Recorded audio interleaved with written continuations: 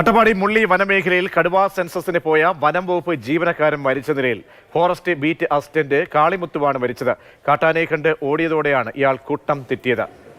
വിവരങ്ങളുമായി Google VS ചേരുന്നുണ്ട്. Google, ജീവനക്കാരന്റെ മരണം സ്ഥിരീകരിച്ചത് എപ്പോഴാണ്? എവിടെയെന്നും മൃതദേഹം കണ്ടെത്താൻ കഴിഞ്ഞു? മൃതദേഹത്തിന്റെ മേൽ നടപടികൾ സ്വീകരിച്ചു തുടങ്ങിയോ?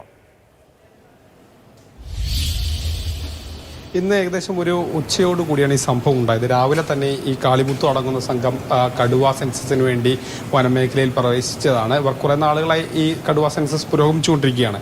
ഇതിനിടയിലാണ് ഇവരെ കാട്ടാന ഓടിപ്പിച്ചത്. അതിനിടയിൽ വെച്ച് കാളിമുത്തുവിനെ വഴിതെറ്റി. പിന്നീട് കാളിമുത്തു എവിടെയാണെന്ന് സംഘത്തിലെ ബാക്കിയുള്ളവർക്ക് അറിയില്ലായിരുന്നു. അവർ RRT സംഘത്തെ വിളിച്ചു വരുത്തി. RRT നടത്തിയ പരിശോധനയിലാണ് കാളിമുത്തുവിനെ മരിച്ച നിലയിൽ കണ്ടെത്തിയത്.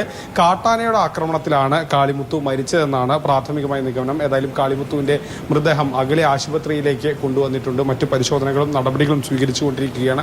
അതോടൊപ്പം തന്നെ സംഘത്തിലെ മറ്റൊരാൾക്ക് കൂടി ഈ സംഭവത്തിൽ പരിക്കേറ്റിട്ടുണ്ട്. പക്ഷേ ആ പരിക്ക് വളരെ ഗുരുതരമല്ല, ചെറിയ പരിക്കാണെന്നുള്ളതാണ് ആശ്വാസകരമായ കാര്യം. ഈ സംസ്ഥാന വ്യാപകമായി തന്നെ പലയിടത്തും ഇത്തരത്തിലുള്ള കടുവ സെൻസസ് നടക്കുന്നുണ്ട്. ഇതിന്റെ ഭാഗമായാണ് ഈ സംഘം വനമേഖലയിൽ പ്രവേശിച്ച് ഈ ജോലികൾ നടത്തി വരികയായിരുന്നു. ഇതിനിടയിലാണ് ഈ സംഭവം ഉണ്ടായത്. ഇവർ പുതൂർ ഫോറസ്റ്റ് ഓഫീസിലെ ഉദ്യോഗസ്ഥരാണ്. ഇവർ മുള്ളി വനമേഖലയിൽ ആയിട്ടാണ് തിരച്ചിലിന് കടുവ സെൻസസിനായി പോയത്. ഇതിനിടയിലാണ് ഈ അപകടം ഉണ്ടായത്. ഏകദേശം ഒരു 1:30 കൂടിയാണ് ഈ മരണം സംഭവിക്കുന്നത്. ഇനി കൂടുതലായി മറ്റു കാര്യങ്ങൾ ഇനി അറിയിപ്പായി വരേണ്ടത് എന്താണ്?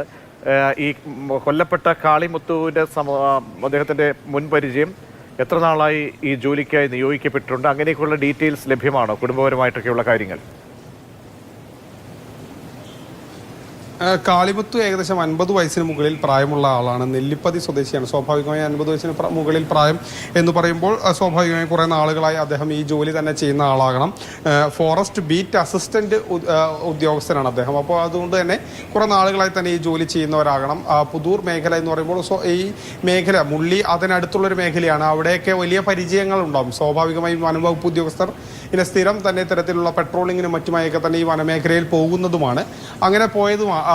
പക്ഷേ ഇപ്പോൾ ഈ കടുവ സെൻസസിന് പോകുന്നതിനിടയിലാണ് ഇവർ കാട്ടാനയുടെ മുന്നിൽ ചെന്ന് പെട്ടതാണ് ഈ അപകടത്തിന് ഇടയാക്കിയത്. കാരണം കാട്ടാന ഓടിച്ചപ്പോൾ സ്വാഭാവികമായും ഈ വിരണ്ട് ഓടിക്കാണും. പക്ഷേ ഈ വനമേഖലയൊക്കെ ആകുമ്പോൾ കൂട്ടം തെറ്റുന്നതും പിന്നീട് നിലത്ത് വീഴുന്നതും ഒക്കെ സ്വാഭാവികമാണ്. കാരണം ഈ വനമേഖലയിലൊന്നും പലപ്പോഴും അങ്ങനെ ഓടി നീങ്ങാനൊന്നും അങ്ങനെ എളുപ്പത്തിൽ കഴിഞ്ഞെന്ന് വരില്ല. അത്തരത്തിൽ വല്ല വേരൊക്കെ തട്ടി വീഴാനുള്ള സാധ്യതകളൊക്കെ കൂടുതലാണ്.